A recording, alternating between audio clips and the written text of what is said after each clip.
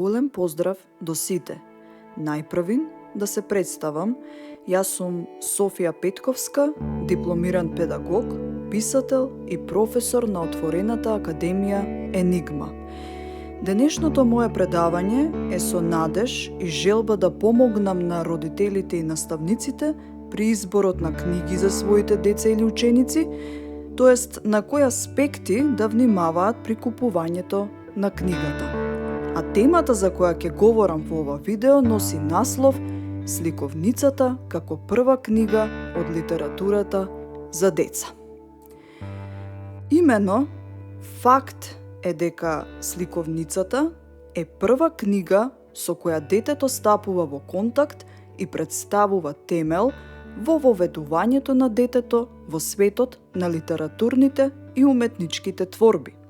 И токму затоа, на родителот или наставникот не треба да им биде непријатно да побараат стручна помош при изборот на книга за своето дете. Во ова видео јас сакам да се задржам на 3 клучни нешта, а тоа е на што треба да се внимава при купување на книги за деца, која е воспитната компонента на сликовницата и зошто е важно да се чита на децата. Но ајде да одиме од почеток. Најпрвин би сакала да говорам за тоа на што треба да се внимава при купувањето на книги за деца. Најважно е дали книгата е соодветна за возраста на детето и дали ќе го задоволи неговиот интерес. Па така, за најмалите од 0 до 3 годишна возраст треба да се купуваат сликовници кои што имаат малку текст, со многу кратки реченици, напишани со јасен фонт, на светла основа и одделени од илустрацијата, а за децата од 4 до 6 години може да има и повеќе текст. Но, важно е, илустрациите во книгата да се исто така лесно разбирливи, тоест преку нив да може детето да го воочи дејството во сказната и да нема потреба ниту да го прочита текстот за да знае што всушност се случува во сказната. Тоест, движењата, фацијалните експресии треба да се многу добро нацртани и лесно воочливи, особено изразот на емоциите како тага, среќа, лутина, заљубеност и така натаму. Содржината на сказната во една сликовница треба да има психостимулаторна функција.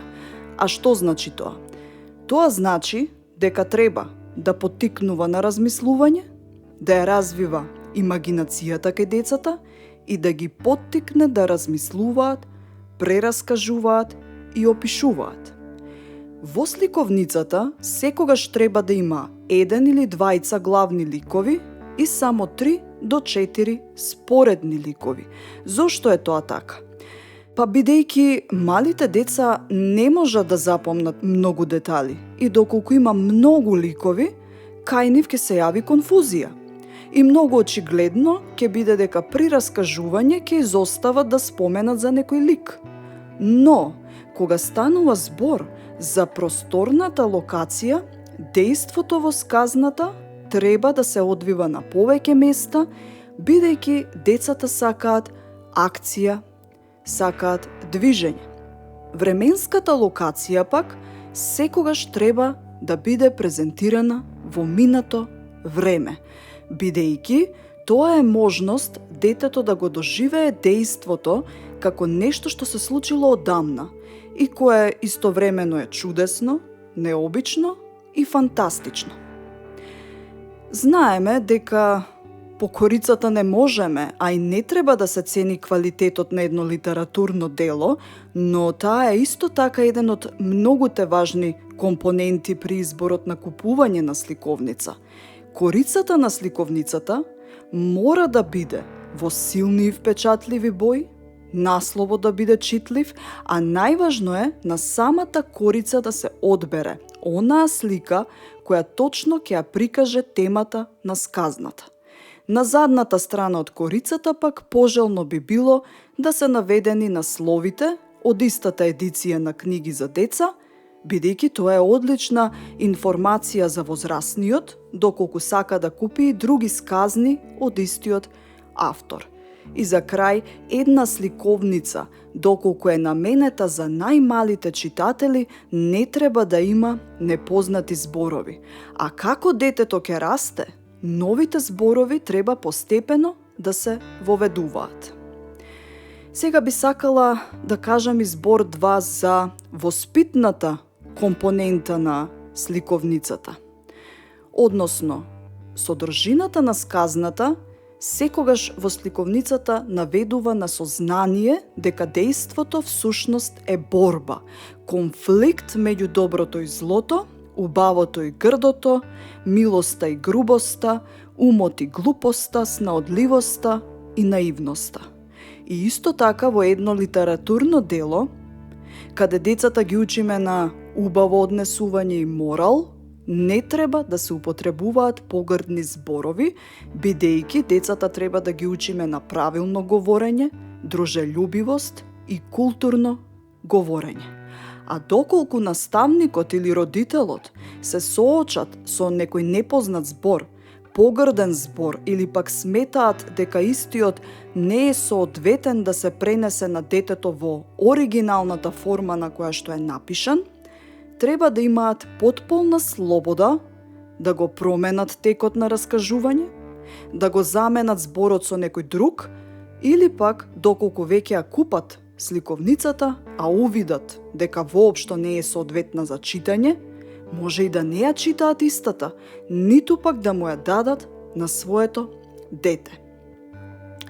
И за третиот дел би сакала да кажам зошто е важно да се чита на децата, како кај нив да се развие љубовта кон читањето и од кога треба да се започне со читање. Детето ќе чита само доколку е стимулирано да чита, како што патем тоа важи и за сите други работи во животот. Ако родителот е личност која чита книги, купува книги, многу веројатно е и дека детето ќе го прави истото, бидејќи децата го прават она што го гледаат, а не она што го слушаат. И колку порано се започне ова дружење со книгата, толку поубаво ќе биде и за самото дете. А зошто се толку важни книгите? Бидејќи преполни се со мудрост. Со нив квалитетно можеме да го поминеме своето слободно време.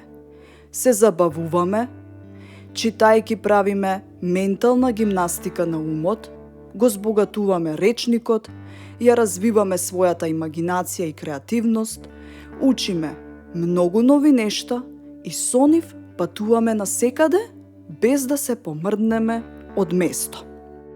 Јас искрено се надевам дека ова едукативно видео и оваа тема ви се допадна. Доколку е така, кликнете лайк и претплатете се на нашиот канал во долниот десен агол на копчето Subscribe, за да може да следите и други вакви едукативни видеа.